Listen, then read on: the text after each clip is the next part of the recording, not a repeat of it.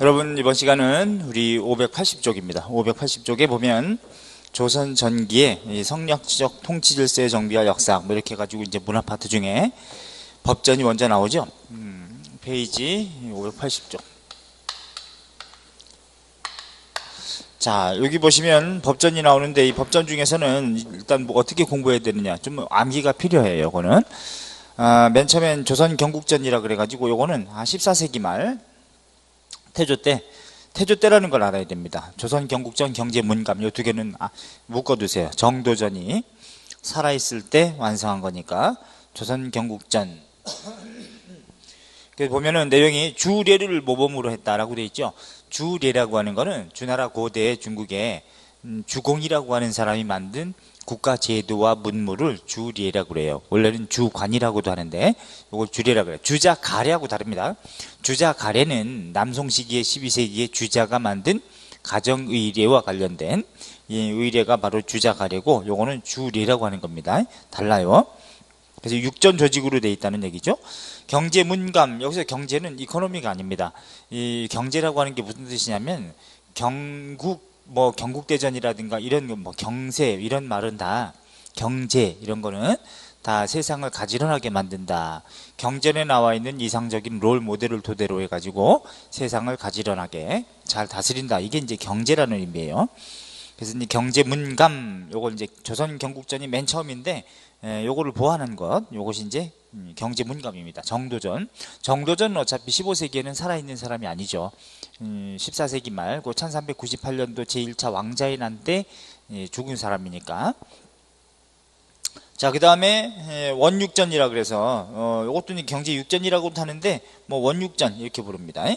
요것도 조준이 경제육전, 그러니까 조선 경국전 경제문감 정도전, 그 다음에 경제육전 요거는 이제 조준, 그 다음에 속육전 요건 별표하세요. 체크. 왜냐하면 속육전은 웬만해서 속자 들어가면 영조때가 많습니다. 속병장도설 또는 뭐 속대전 뭐 이런 것들이 많은데, 근데 속육전 요거는 태종 때라는 걸 알아두셔야 돼. 태종은 어쨌든 뭐 1400년에 즉위하게 되니까 15세기를 오픈한 사람은 태종이라 이렇게 보시면 되겠죠. 그 앞에 형이었던 정종은 2년간 재위했거든요. 1398년부터 1400년까지 동생한테 양위할 때까지. 그 다음에 이제 15세기 오픈한 사람은 태종이니까 속육전 조심하십시오. 체크해 주세요. 그 다음에 육전 등록 요건 이제 세종 때입니다. 요거 조심하셔야 돼. 그러니까 어떤 걸 조심해야 되냐면 속육전은 요거는 15세기에 태종 때 태종 때라는 것과 그 다음에 속대전이라고 하는 거는 속대전은 법전이긴 한데 이건 18세기 영조 때입니다. 영조 요거 좀 조심하셔야 되고, 그 다음에 여기 지금 나오는 것 중에 육전 등록 있죠. 육전 등록이다. 이건 15세기 세종 때인데 요거랑 또 이제 구분하기 위해서 어떤 것이 하면 이제 헷갈리게 이제 돌려서 내냐면 육전조례라고 하는 거 있죠. 육전조례 요거는 19세기에 흥선대원군 때 흥선대원군이 섭정할 때, 그러니까 결국 뭐 고종 때죠. 아버지니까. 그래서 요 육전 등록이냐 육전 조례냐 그 다음에 속육전이냐 속대전이냐 요걸 좀 조심하시면 되겠고, 그 다음에 경국대전 별표 3개 아주 중요하죠. 경국대전은 그 전에 먼저 만들었던 조선 경국전이라든가 경제문감 또 경제육전 이런 걸 토대로 해가지고 또 속육전 이걸 토대로 해서 완성된 것이 이제 경국대전이에요.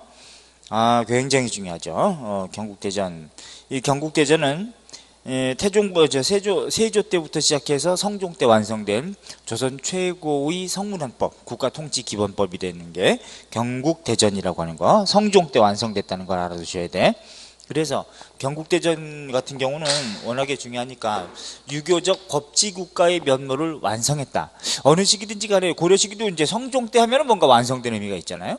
중앙정치조직. 그 다음에 조선에도 성종 때가 되면 뭔가 좀 완성됐기 때문에 문물제도가. 그래서 죽은 뒤에 이제 종묘에 고해 바치는 묘호가 성종이듯이 경국대전은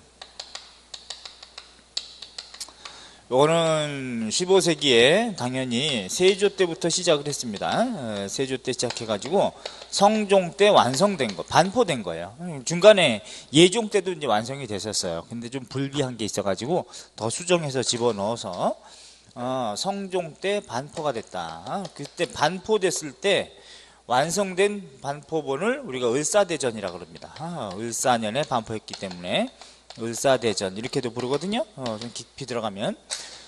자, 그 다음에 세조 때는 이제 뭐가 시작됐냐면 육전 조직 중에 호전하고 형전은 요때 만들어졌고, 나머지 이제 육전 조직이 완성돼 가지고 반포된 것은 성종 때. 그러니까 사실은 성종 때가 제일 중요하죠. 반포가 됐으니까.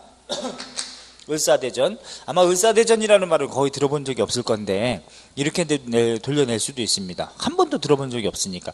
을사년에 반포한 경국대전을 우리가 을사대전 이렇게 불러요. 예종 때는 이제 반포가 됐었지만 그거는 좀 불비해서 새롭게 더 수정한 거니까. 그래서 경국대전은 조종, 성헌, 존중주의라고 하는 게 채택이 됩니다. 조종, 성헌, 존중주의다. 이게 이제 반영이 돼가지고, 이게 뭐냐면 조종이라고 하는 건 국가의 으뜸이 되는 성문헌법으로서 존중하라라는 의미로 후대까지 크게 지켜야 할, 아주 근본적으로 지켜야 할 내용과 수정이 가능한 내용으로 나눠놨어요. 그래서 전과 록으로 구분해서, 전은 영구히 지켜야 할 내용, 영구히 틀을 바꾸지 않고 지킬 내용, 유지해야 할 것. 록은 시행세칙과 관련해요.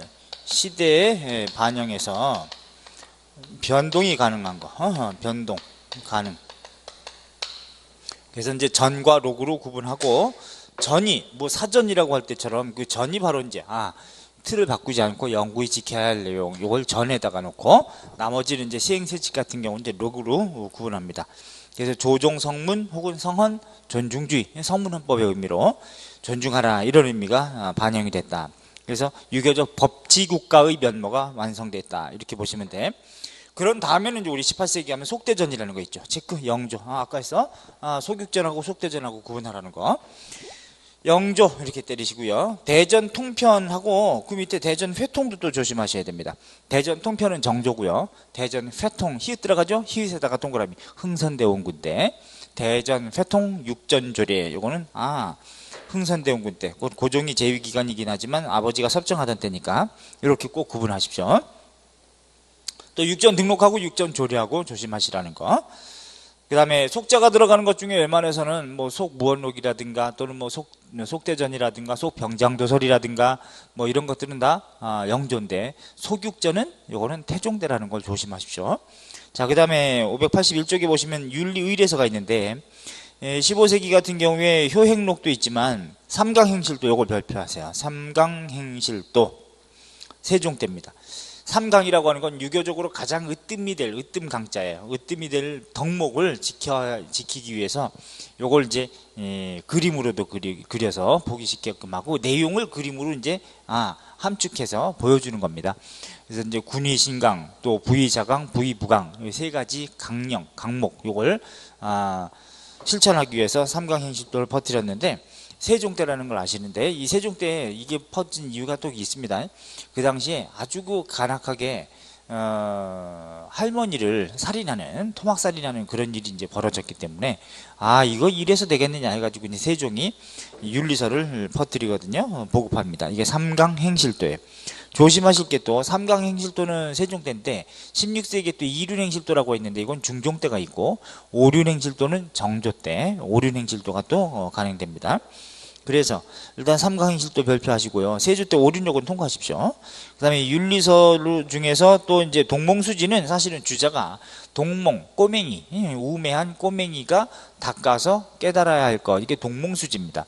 요거는 주자가 만든 것이고 중종 때 퍼뜨렸다는 얘기고요. 이륜행실도 체크하세요. 이건 중종. 김한국이라고 하는 사람이 중종한테 전하. 이거 뭐 오륜 중에서 두 가지 예컨대 장유유서와 붕우유신. 장유유서는 수직윤리죠. 어른과 또 어린 사람 사이에 지켜야 할 윤리 가치고, 그 다음에 붕우유신이라고 하는 건 법붕자잖아. 그러니까 수평윤리죠. 요거를 좀 실천할 덕목이 아주 두 개가 핵심이니까 요걸 좀 가능했으면 좋겠습니다 해가지고 허락을 얻어가지고 편찬한 것이 바로 이륜 행실도입니다. 요거는 중종 때 알아두십시오. 그 다음에 동몽선습, 동몽수지는 주자인데 동몽선습은 이제 박세무라 그래가지고 동몽이 똑같이 먼저 깨우치고 습득해야 할 것, 이게 동몽선습이에요. 꼬맹이들한테. 여기 박세무. 그 다음에 경몽요결, 요것도 이제 우매한 애들한테 깨우쳐야 할 요체, 이게 경몽요결인데 이라는 걸 알아두셔야 돼. 율곡리리. 옛날에 제가 그 강릉 오죽헌에 가가지고 우리 꼬맹이 아주 그 3살 땐가 데리고 가가지고 오죽헌에 들어가서 딱 이렇게 거기 박물관에 이 선생의 박물관 딱 데려가서 구경시켜준 다음에 그거 뭐 꼬맹이가 뭘 알겠습니까? 그래서 이제 기념으로 경몽요결을 하나 사가지고 나중에 커서 읽어라 해가지고 그런 의미로 딱 애한테 집어줬거든요. 그런데 밖에 나왔는데 애가 3살짜리 애가 사준 그 경몽요결을 책을 펴면서 읽고 나오는 거예요. 그래서 야, 저놈은 저거 나중에 크게 될 놈인가? 야, 기특하다 하고서 이렇게 가까이 가서 봤더니 책을 거꾸로 보고 있어요. 그때 글자도 모르는 나이니까. 그래서 내가 오바했구나 이 생각을 했던 기억이 납니다. 경몽요결, 이거는 명심하십시오. 자, 그 다음에 18세기에 우리 가면은 오륜행실도, 이거 정조라 그랬죠. 그래서 제일 시험에 많이 나오는 거는 삼강행실도가 제일 시험에 많이 나옵니다. 안 나온 것 중에서는 이제 오륜행실도 같은 게 이제 안 나오긴 했지만 혹시라도 나올 수도 있으니까 이런 것들을 조심해서 보셔라. 그 다음에 의례서 중에서는 국조오례의, 겁나 중요하다, 그지? 국조오례 성종 때 발표하세요. 그래서 길흉가빈 군례식, 곧 국가의 길례도 있고 흉례도 있고 뭐 가례도 있고 빈례도 있고 뭐 이런 것들이 있는데 그런 5가지 의례 절차에 대해서 해설해 놓은 거 그림으로도, 요것이 국조오례의입니다. 성종 때 아주 중요해요. 그 다음에 그 밑에 보면 이제 속오례의가 있죠. 속오례, 속자가 들어갔잖아. 영조라고 그랬잖아요. 영조 때 속오례의, 국조오례의가 수정 보완된 거 이렇게 보시면 되고, 자, 그 다음에 넘겨보시면 이제 역사서가 나옵니다. 별표이죠. 이 챕터는 역사서 자체는 우리가 지금 역사 시간인데, 자, 조선시기로 가면은 맨 처음에 고려국사. 조심하세요. 고려국사는 정도전이, 반면에 고려사는 문종 때 편찬된 거거든요. 그래서 역사서 중에 고려국사, 요거는 14세기 태조 때 정도전이니까 이 고려국사는 이재현의 사리학의 영향을 받았다 이렇게 보셔야 돼요. 그러니까 성리학적 명분론이 들어가 있어서 고려 말의 어떤 상황을 굉장히 안 좋게 평가할 수밖에 없겠죠. 조선 건국을 정당화하고 합리화하려다 보니까 이제 이런 의미가 있고, 자, 그 다음에 정도전의 고려국사 밑에 권근의 동국사략, 요거는 삼국사략이라고도 하는데 조심하세요. 요거 태종 때라는 걸 알아셔야 되고, 요거는 그 동국사략이라고 하는 것은 요때도 있지만 16세기 박상의 동국사략이라는 것도 있습니다. 또 유희령의 16세기에 표제음주 동국사략 이런 게 있거든. 일단 여기서 동국사략 자체 가지고 조심해서 15세기하고 16세기를 구분하셔야 돼요. 삼국사략이라고도 합니다. 단군부터 신라말까지 체크. 첫 번째 내용에 단군부터 신라말까지, 곧 고조선부터 신라말까지 이렇게, 이거 삼국사략이라고 해가지고 삼국시대만 이러면 안 돼요. 성리학적 사관이다. 대부분은 다 성리학적 사관이에요. 조선에는. 자, 그 다음에 유년칭원법을 채택했다. 이 유년칭원이라고 하는 거는 왕이 죽으면 예컨대 세자가 국왕으로 즉위한다. 그러면 2016년에 즉위를 했다 치면 2016년에 부왕이 사망했어요. 사망을 했어. 예컨대 1월 사망한 날짜가 뭐 항상 12월 31일 날 죽는 건 아니지 않습니까? 그러면 뭐 2월 25일 날 죽었다. 이렇게 죽었으면 즉위는 그 아들이 이제 즉위하겠죠. 그죠? 2016년 아들이 이제 즉위할 텐데, 즉위. 그럼 즉위할 때가 예컨대 3년상을 치른다 하더라도 일단 즉위는 한 다음에 치르는 거니까 2월 26일 날 즉위했다고 친다면, 그러면 요게 2016년은 통치 기간이 예컨대 아들이 훨씬 더 길죠. 아버지가 2월 달에 죽었으니까. 그러나 조선은 효사상이 많이 반영이 돼가지고 즉위는 이때 했어도 그 다음에 예컨대 2017년부터 이때 통치 1년으로 잡는, 요게 이제 효사상 때문에 그래. 이거 우리가 유년 넘길 유자야. 해를 넘겨서 자기의 통치 원년을 잡는다. 유년칭원법이라 그래. 효사상 때문에 그래요. 단 삼국시기라든가 고려시기까지 그 당시에 편찬한 역사서는 웬만해서는 다 직유년 칭원합니다.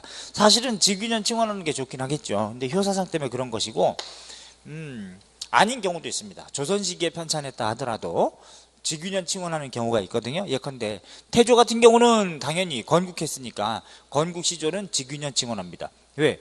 내가 미쳤다고 전 왕조의 마지막을 끝까지 보장해 주겠느냐? 그렇지 않겠죠?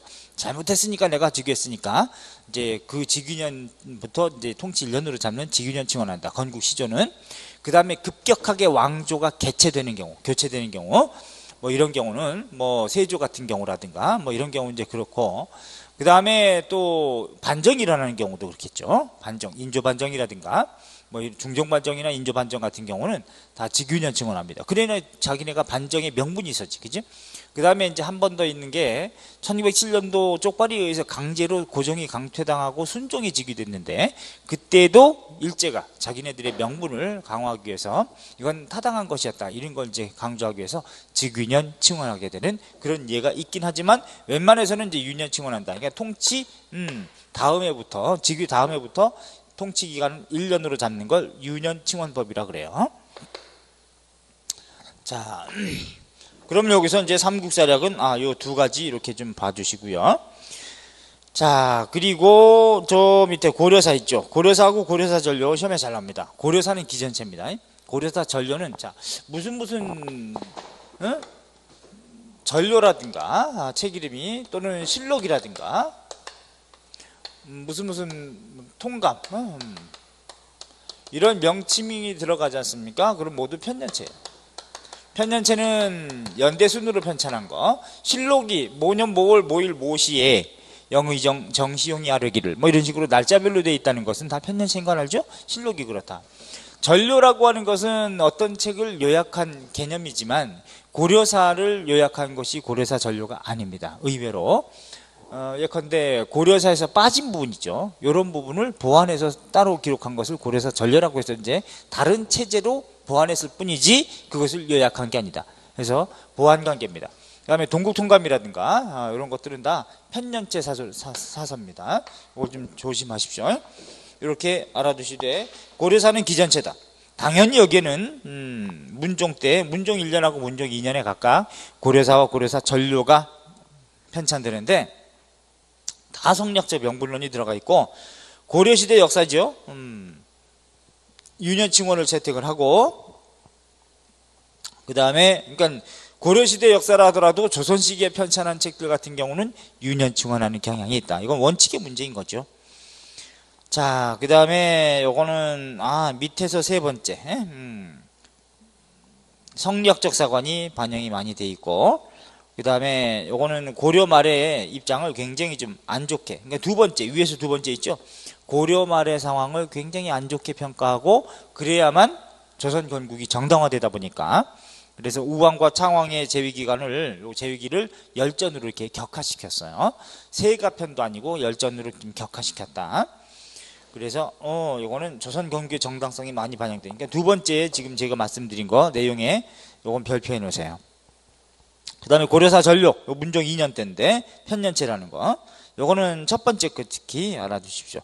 고려사의 편찬과 병행해서 보완적인 입장에서 편찬했다는 거. 그래서 고려사에서 누락된 기록이 포함되어 있다. 위에 있는 고려사에서 누락된 거, 이건 편년체라는 것도 알아두시고, 자, 그 다음에 오른쪽에 가면 이제 삼국사 전료라는 것도 있죠. 그럼 전료가 들어갔으니까 뭐겠어? 편년체입니다. 성종 때. 삼국사 전류에서 내용으로 보시면은 서거정 자체도 이제 편찬자로서 굉장히 중요합니다. 많이 나와요. 서거정이 여기 이 동문선으로 유명한 사람인데 훈구파입니다. 굉장히 오랫동안 관직에 있고 거의 모든 관직에 다 섭렵했다고 할 수 있을 정도로 그 당시에 국가 문물제도 편찬 사업에 많이 가담한 사람이 서거정인데 훈구파로서 내용 첫 번째 거 알아두시고요. 삼국시대 역사를 자주적인 입장에서 재정의했다. 또 단군부터 삼국 멸망 때까지. 그 다음에 삼국사 전료라고 그래서 삼국시대만 이러면 안 돼요. 단군부터입니다. 그 다음에 직유년 칭원법을 채택했다. 조선 시기에는 웬만해서는 다 유년 칭원한다 그랬죠. 근데 이건 특이하게도 직유년 칭원하더라는 거. 그 다음에 자, 요렇게만 좀 알아두시면 되겠네. 나머지는 뭐 그냥 살짝 통과하시고요. 그 다음에 동국통감, 별표 3개 하세요. 서거정 외에 성종 때 통감 들어가죠? 그러니까 이제, 요것도 편년체인데, 동국통감은 너무 중요합니다.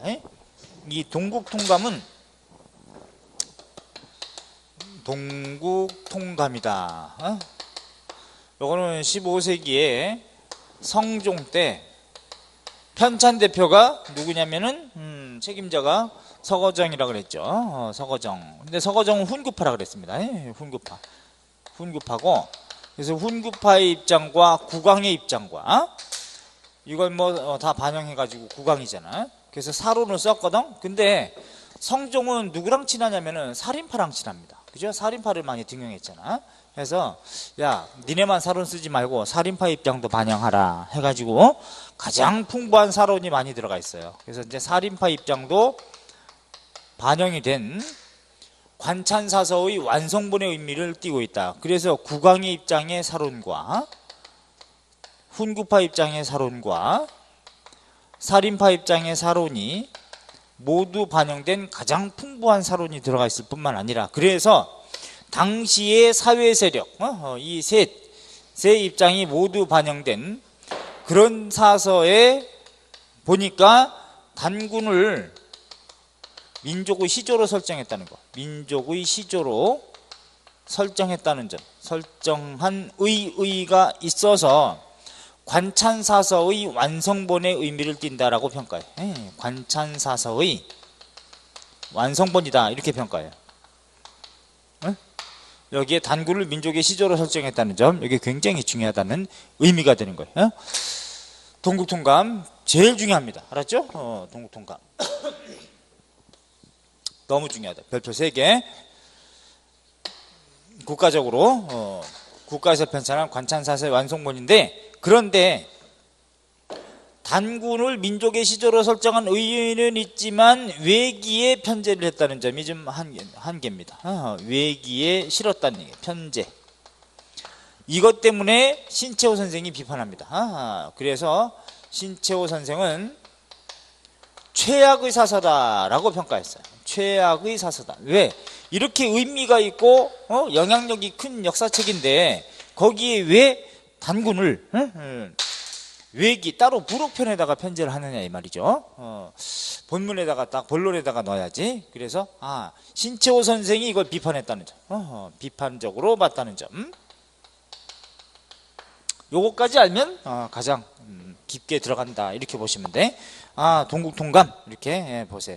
여기 보면 단군부터 고려말까지 단군조선을 민족사의 기점으로 이렇게 기원으로 정립을 했다는 것이고, 삼국은 서로 대등하다고 하는 균적은 모두 적자다. 이제 균등하게 이런 의미가 들어가 있고, 직유년 칭원을 했다는 특징도 있습니다. 아까 삼국사 전료처럼 공통점은 성종 때 서거정이라는 것, 편찬 대표가 이렇게 봐두셔서, 그 다음에 맨 밑에 두 번째 보면 형식상으로는 훈구파, 살인파, 성종의 공동합작판 이렇게 보셔서 관찬사서의 완성본 이런 의미를 띠기는 한다 이렇게 평가받습니다. 오늘날. 자, 그 다음에 이제 동국사략이라는 거 있죠. 자, 여기까지 끊으세요.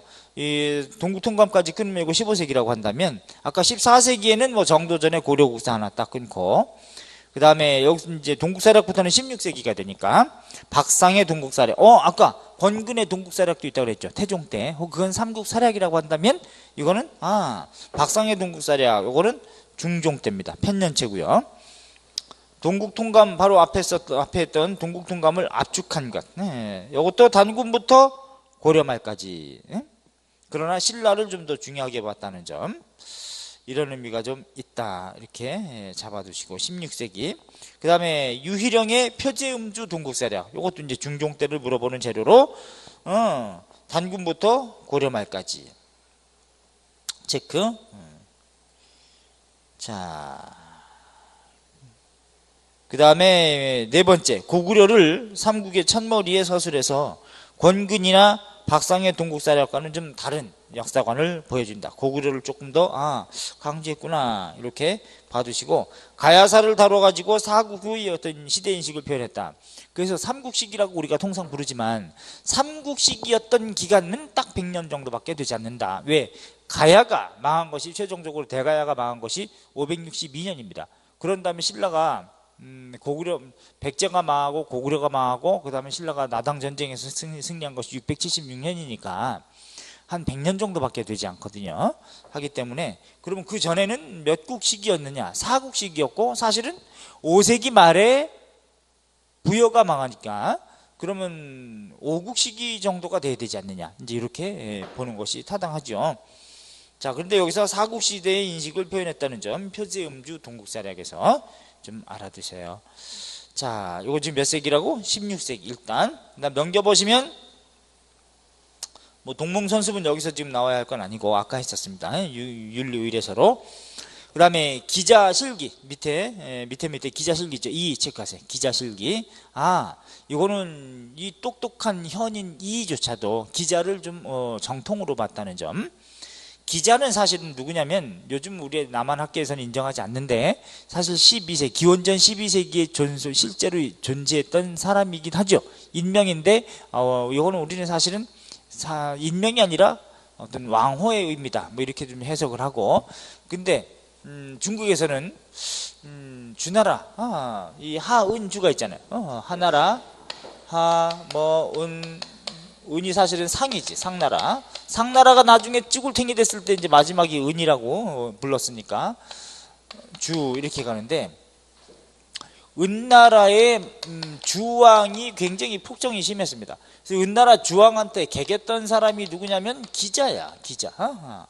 기자라는 현인 철학자가 있는데, 그래서 감옥에 갇힙니다. 직언했다가. 근데 주나라의 무왕은, 주무왕이 은주왕을 깨박살내고 차지하는데, 저 주무왕 입장에서는 감옥에 가서 자기가 깨박살냈던 주왕을, 은나라 주왕을 비판했던 기자가 이쁘잖아요.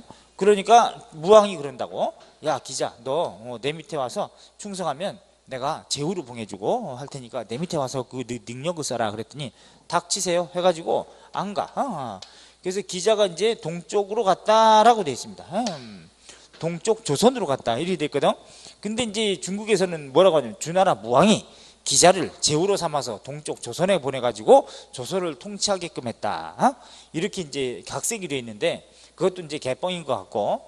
근데 조선에 온 건 맞는데, 조선에서 지배자가 된 게 아니고 어떤 교장갱이라고 하는 요서 지역에 기자가 머물던 유물 저장소, 여기 있었는데, 그래서 실제 머물긴 했는데, 나중에 산둥반도에 가니까, 산둥반도에 중국에 여기에 기자의 묘가 발견됐어요. 해서 기자가 그러면 조선에 잠깐 머물다가 그리고 최종적으로 정착해서 죽은 곳은 중국의 산둥반도구나, 이제 이렇게 생각을 하고 있는 것이 타당하죠. 이게 기원전 12세기경이거든.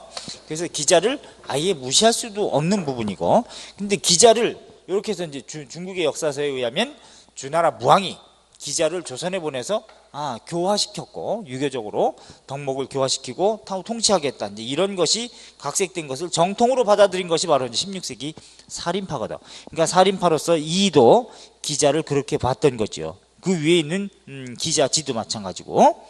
윤두수, 뭐 윤자가 좀 빠졌네요. 자, 그래서 이거는 살인파의 기자관을 엿볼 수 있다. 요거 가지고 한 2번 시험에 나왔었습니다. 알았죠? 그렇게 알아두세요. 16세기 기자를 성인으로 추앙하는 그런 좀 한계가 좀 보이긴 하지만, 살인파의 역사인식을 보여주는 내용이다. 이렇게 보시면 돼. 그 다음에 오운의 동사 찬요. 요거는 이제 16, 17세기, 17세기로 건너가죠. 선조 때부터 이제 광해군 때 완성된 건데, 오운의 동사 찬요. 이렇게 좀 보시고. 해동 전도록은 뭐 통과하세요. 그 다음에 해동 이적도 통과하시고, 여사제강. 585쪽에 여사제강. 여사제강은 고려사라는 뜻이고, 제강이라는 건 줄거리라는 뜻입니다. 고려사 줄거리. 유계, 서인입니다. 강이 나오죠. 여사제강, 동사, 강목. 이런 거, 강목은 동사 강목 같은 경우 강목체지만 요건 여사제강은 요건 강목이라는 표현 없어도 강이 나오니까 강목체입니다. 줄거리, 고려사 줄거리 이런 의미가 되고. 자, 서인, 유계는 서인이라는 것 좀 적어 놓으세요. 자, 그 다음에 여사제강의 맨 아래 우리나라 역사의 주체성을 살리고자 우리나라의 기년을 표시하고 고려시대의 종, 폐하, 태우, 태자 등의 당시의 직서주에 입각해서 당시에 쓰였던 칭호를 그대로 썼다는 점, 이것이 좀 의미가 있다. 이렇게 보시고, 그 다음에 밑에 보면 홍여하는 남인입니다. 쓰세요. 남인. 동국통감, 요건 15세기에 썼다 그랬죠? 끊으세요. 제강, 줄거리, 동국통감을 또 요약한 거죠. 축약해서. 요것도 이제 강목체가 되고 편년체가 들어가 있는데, 자, 그래서 동국통감 제강, 이건 남인 입장에서 요거는 왕을 좀 강조하는 입장에서 쓴 책이다. 이렇게 보시면 돼. 자, 그 다음에 허목의 동사, 이거 기전체입니다. 허목의 동사하고 또 조심할 게 있어요. 허목의 동사하고 그 다음에 이종휘의 동사가 또 조심해야 됩니다. 둘 다 기전체인데, 동사라고 할 때 동력동자에 일사자를 쓰는 거, 이거는 17세기 허목입니다. 허목은 아주 남인이거든. 급진남인이에요. 급진남인. 이거는 풍토사관이 들어가 있습니다. 기전체고요. 기전체. 그 다음에 풍토사관이 좀 반영되어 있다. 그러니까 지역적 성격에 따라서 역사적인 내용도 다른다. 풍토사관이 반영이 되어 있고, 그 다음에 이제 이거보다도 사실 더 중요한데 똑같은 이름이 있습니다. 동사이긴 한데 우리말로는 한자로는 동력동자에 역사사자를 써요. 동사. 요거는 19세기 초 이종휘는 소론입니다. 소론. 이것도 기전체예요. 기전체. 고구려 강조, 고구려를 강조한 입장. 그래서 가장 주체적인 인물로 평가받은 사람이 이제 이종인데, 이종휘의 영향을 많이 받은 사람이 나중에 누구냐? 신채호 선생이에요. 그래서 신채호 선생은 조선 말기에 가장 주체적인 인물로 이종휘 선생을 꼽습니다. 저것도 참 조심해서 보셔야 돼. 일사자를 쓰는지 역사사자를 쓰는지에 따라서 책이 다르다. 허목의 동사, 단군 정통론도 있는데 풍토사관이 좀 들어가 있고, 그 다음에 규원사화 이거 뭐 통과하세요. 그 다음에 동국역대 총목도 통과하시고, 자, 그 다음에 나중에 저 조선 후기에 가면 또 실학 쪽에서 또 할 테니까 저건 구분해 주세요. 그 다음에 586쪽에 넘어가면 지리학이 나옵니다. 지리학 중에서 이제 지리지하고 지도가 있는데, 지리지는 지리 교과서 같은 개념이고, 지도는 말 그대로 이제 지도죠. 그런데 지리지에는 순서를 알아두셔야 되는데, 세종실록 지리지는 세종 때 만든 건 아니죠. 당연히 세종은 죽은 뒤에 붙여진 시호니까. 그러면 지리지 중에 순서를 어떻게 잡아야 되느냐? 맨 처음에 세종 때 세종의 명을 받아가지고 만들어진 지리지가 있는데, 지리지 첫째가 신찬팔도 지리지입니다. 신찬팔도 지리지, 팔도 지리지 이렇게 했어요. 이거는 15세기 세종 때입니다. 세종 때. 그 다음에 두 번째가 세종실록 지리지예요. 세종실록 지리지. 세종실록의 지리지. 이건 15세기 이제 단종 때. 세종실록을 편찬할 때 거기에 또 지리지까지 특이하게도 부기하는데, 그 다음에 세 번째는 성종 때 팔도 지리지가 있습니다. 팔도 지리지. 이건 15세기 성종입니다. 예? 성종. 조심하셔야 돼. 이 신찬 팔도지리지하고 팔도지리지하고 어떤 게 먼저 있냐. 팔도지리지를 편찬하고 나중에 신찬 새롭게 찬진한 지어바친 팔도지리지가 나중인 것 같은데 그렇지 않습니다. 신찬 팔도지리지가 먼저고요. 그 다음에 팔도지리지는 성종 때입니다. 조심하셔야 돼. 그리고 네 번째 성종 때지만 동국여지승람이라는 게 있어요. 동국여지승람. 이거 15세기 성종. 순서는 그런데 동국여지승람이 뒤입니다. 그리고 이제 16세기가 되면은 신증 동국여지승람이, 신증 동국여지승람, 16세기 중종 때 이게 이제 현존합니다. 이게 현존한다. 그래서 오늘날 동국여지승람이라고 하는 건 이걸 말하는 거예요. 요걸 증보한 건데 신증 동국여지승람 이렇게 아주 중요하죠. 요거. 그래서 요건 둘 다 성종 때라는 거, 성종 때라는 걸 알아두시고, 자, 신증 동국여지승람, 요 순서. 신찬이 먼저냐? 그냥 팔도가 먼저. 신찬 팔도지리지가 더 먼저라는 거 알아두십시오.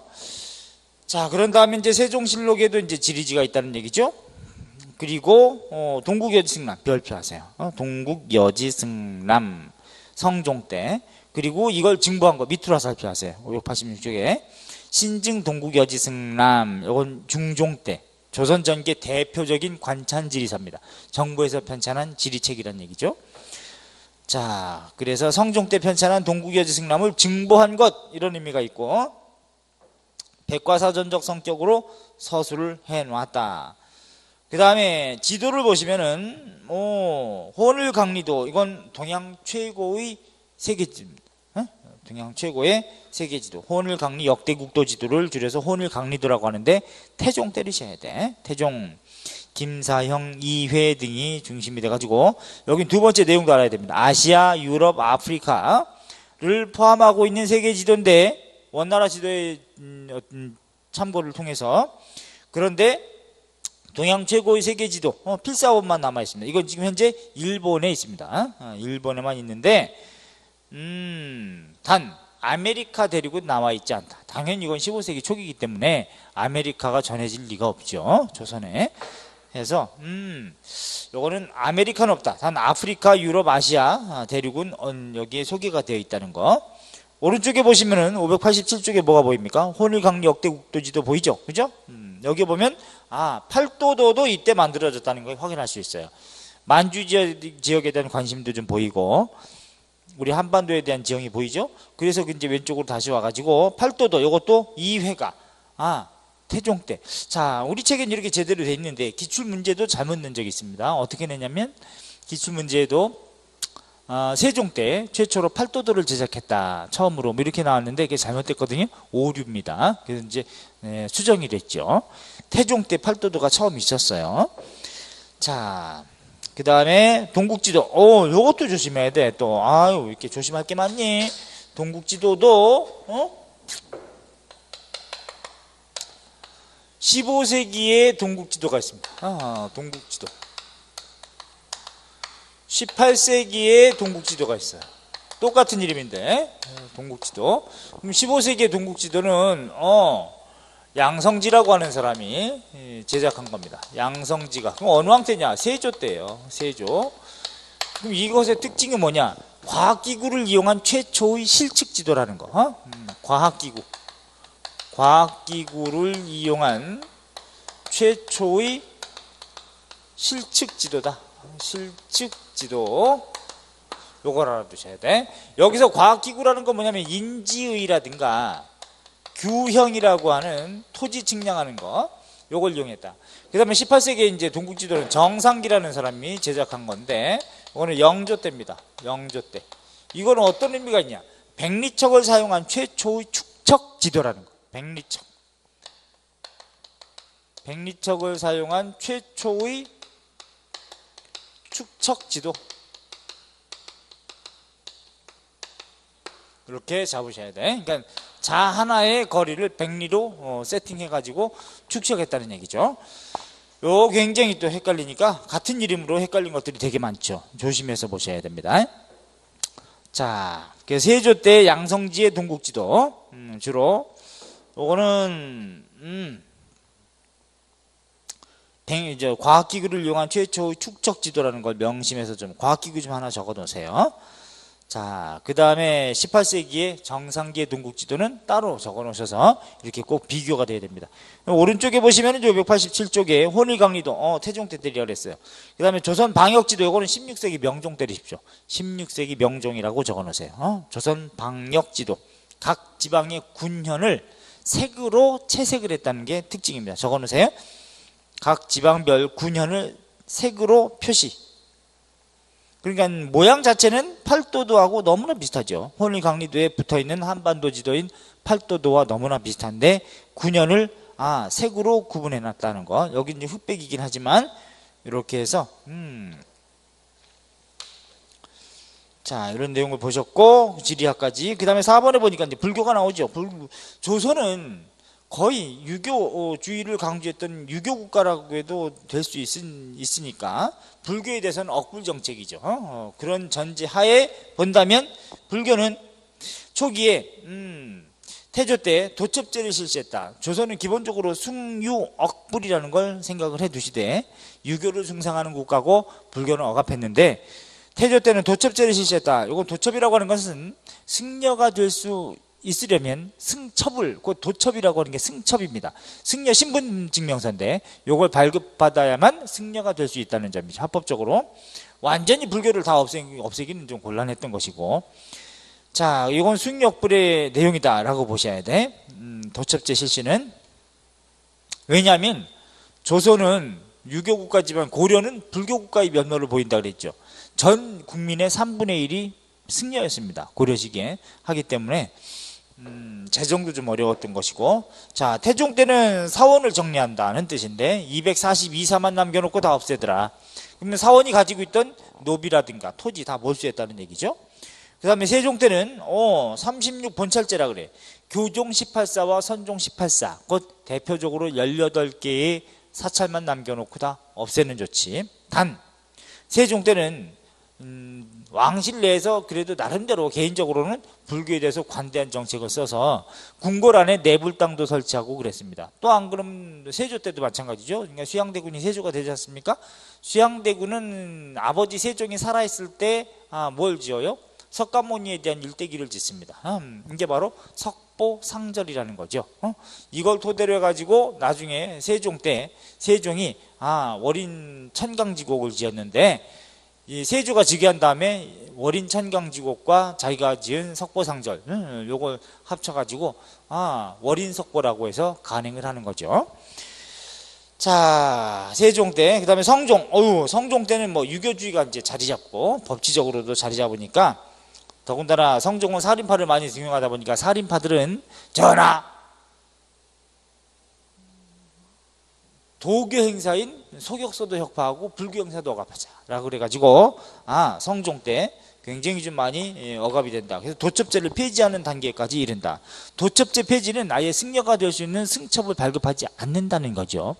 하기 때문에 숭유억불의 극치인데, 나중에 명종 때가 되면은 잠깐 이제 엄마였던 문정왕후의 지원으로 불교가 좀 많이 사회적으로 위상이 좀 높아진다, 이렇게 보시면 돼.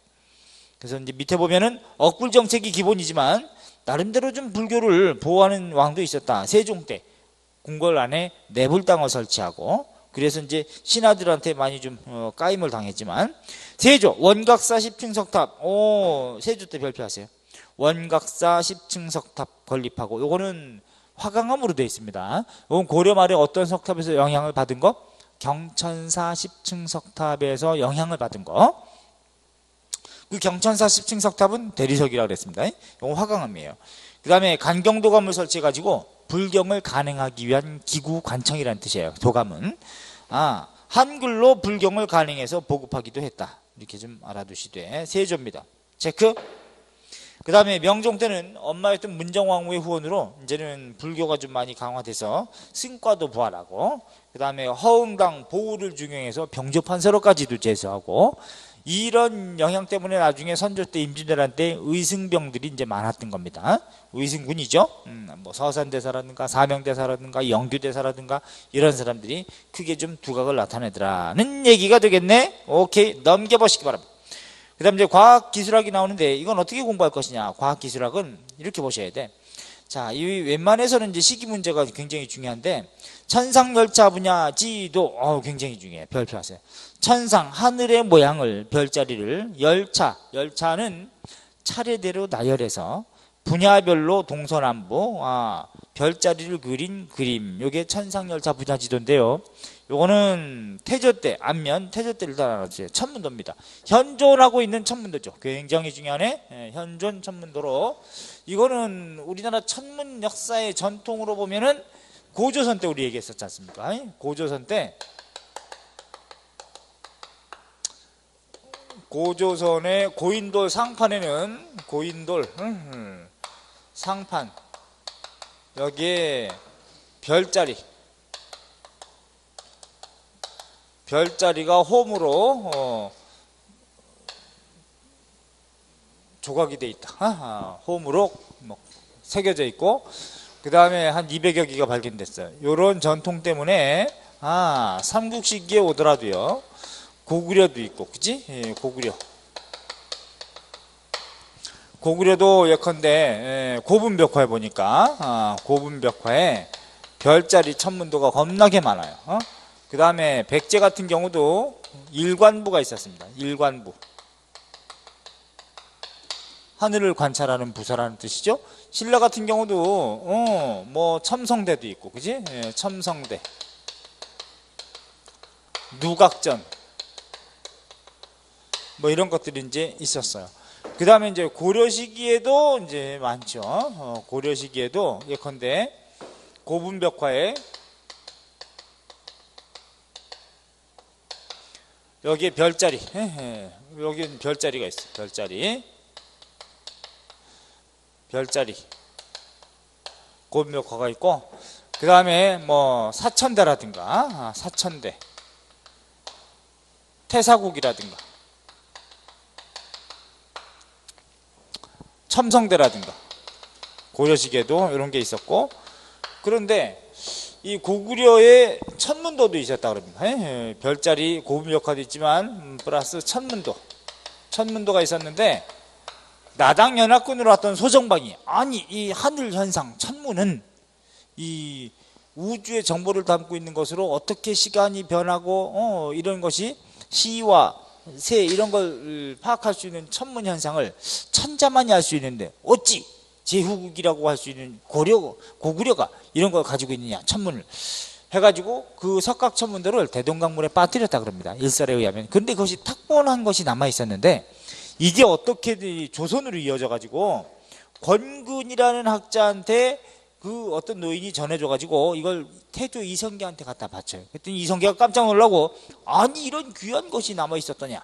그러면 오늘날에도 관찰되는 별자리까지 다 포함해 가지고 돌에 새겨라 해가지고 새긴 것이 조선에, 고구려 이런 전통이 조선에 이어져 가지고 바로 돌에 새긴 게 천상열차 분야지도예요. 천상열차 분야지도라 그래. 분야지도.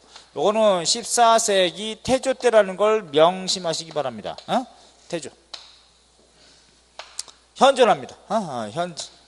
현전. 고궁박물관에 현존하니까. 자, 요거 꼭 알아두시고, 그 다음에 나머지는, 자, 요거는 지금 천상열차 분야지도 앞면 요거는 이제 태조 때지만, 물론 뒷면은 세종 때 또 새기기도 했어요. 자경루 물시계죠, 체크.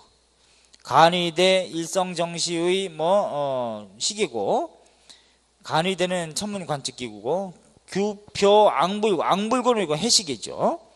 그 다음에 현주일구, 요건 휴대용 작은 해시계고, 천평일구, 정람일구 모두 해시계. 옥루, 요것도 이제 물시계인데, 치국이 체크하시고, 세계 최초로 만들어진 물바지지 뭐야 이거, 물 측정하는 거. 칠정산 내외편 별표 3개. 요거는 한양을 기준으로 삼아서 시간을 측정했다는 점. 그러니까 한양에서 이제 기준으로 해가지고 시간을 측정해서 오늘날 우리가 1년 주기 있지 않습니까? 365점 나가는 오늘날 우리가 파악한 그 1년의 기간과 단 1초 차이밖에 나지 않습니다. 야, 정말 슈퍼헤드를 가지고 있었던 거죠. 이순지라는 사람도 하나 적어놓으세요. 세종이 총애했던 과학자입니다. 이순지라고, 이순신 아니고요. 그래서 칠정산 너무 중요하다. 일단 좀 이따 정리하고, 여기까지는 다 세종 때입니다. 그러니까 자경루부터 칠정산 내외편까지는 세종인데, 인지의하고 그 밑에 규형 하나 적었어요. 인지의 규형, 인지의 또 규형, 이건 토지 측량하는 건데 이건 15세기 세조입니다. 그러니까 웬만해서는 과학기술은 모두 15세기 세종 때 겁나게 많다. 아닌 걸 생각해 두면 되죠. 우리가 해시계 물시계는 너무나 유명하니까 해시계 물시계 치구기는 뭐 전 국민의 뭐 다 상식 아니겠습니까? 그러니까 인지의 규형 요거만 세조 때리고요. 나머지는 다 웬만해서는 천상열차 분야지도 빼고 모두 세종 때로 다 때려라. 그러면 안 해도 되겠지. 그런데 세종 때 역법 중에서 요건 알아두셔야 된단 말이죠. 그죠? 역법 중에서 예컨대 당나라의 역법이 선명력이라 그러거든요. 선명력. 원나라 역법이 수시력이라 그래요. 수시력. 명나라 역법이 대통령입니다. 대통령. 그 다음에 아라비아 역법. 아라비아의 마호메트가 만든 게 회회력이라고 해서 오리지널 음력이에요. 지구상에 회회력이라 그래요. 음력입니다. 음력. 사실 우리가 쓰고 있는 달력에 작은 글씨 있죠. 큰 글씨는 양력이고요. 작은 글씨로 되어 있는 그 음력이라고 하는 건 엄밀한 의미에서는 오리지널 음력이 아니라 음양력입니다. 음양력인데, 그런데 조선에서는 세종 때 원나라 수시력과 명나라 대통령을 토대로 해가지고 조선 세종 때 칠정산이라고 하는, 칠정은 목화토금수 해달, 이걸 다 반영해가지고 칠정산 4편을 만들었어요. 4편을 만들었는데 이거보다 더 정밀하게 만든 게 뭐냐면은 아라비아 회회력까지 포함해가지고 칠정산 외편을 더 정밀하게 만듭니다. 수정한 거죠. 칠정산 외편. 그래서 이 칠정산 외편, 내외편 너무 중요하다. 이건 어느 왕 때? 15세기 세종이라는 것도 많이 물어보고, 세종 때 한양을 기준으로 했기 때문에 독자적인 역법이다. 자주적 역법이다. 한양 기준. 한양을 기준으로 측정을 했다는 거죠. 그러므로 자주적이다. 자주적이다. 그래서 지금 우리가 쓰고 있는 시각 있죠. 지금 우리가 3시라고 한다면 이 시각은 우리가 지금 우리 시계에 기준으로 한 것은 일본 동경시를 표준으로 거기에 세팅을 해놓은 겁니다. 우리 시각이 아니죠. 이게 누가 그랬어? 이게 다카키 마사오, 박정희가 이렇게 해놓은 거야. 60년대. 미친놈이죠. 그러니까 우리는 사실 30분 늦어야 되죠. 일출 시간이 30분 더 늦어야 되잖아요. 일본보다는. 근데 그거를 그냥 무시하고 개무시하고 일본 시각으로 그냥 세팅해 놓은 겁니다. 이렇게 사대적이었어. 박정희가. 근데 조선 시기보다도 못한 거죠. 이렇게. 그러다 보니까 지금 북한에서는 어떻게 해요? 평양시라고 하는 걸 지금 30분 늦게 해가지고 평양시라고 하는 걸 제정해서 쓰고 있지 않습니까? 골 때리게도. 자, 이렇게 해서 과학기 칠정산 아주 굉장히 잘 나옵니다. 세종 알아두세요. 별표 따따블. 그 다음 오른쪽에 천상열차 분야 지도, 지금 고궁박물관에 남아있는 요거 있고, 혼천이. 자, 천상열차 분야 지도 무조건 요건 시기가 뭐 태조 때 때리고요. 혼천이, 해시계, 물시계, 일성정시, 치국이 모두 세종. 치국이는 세계 최초.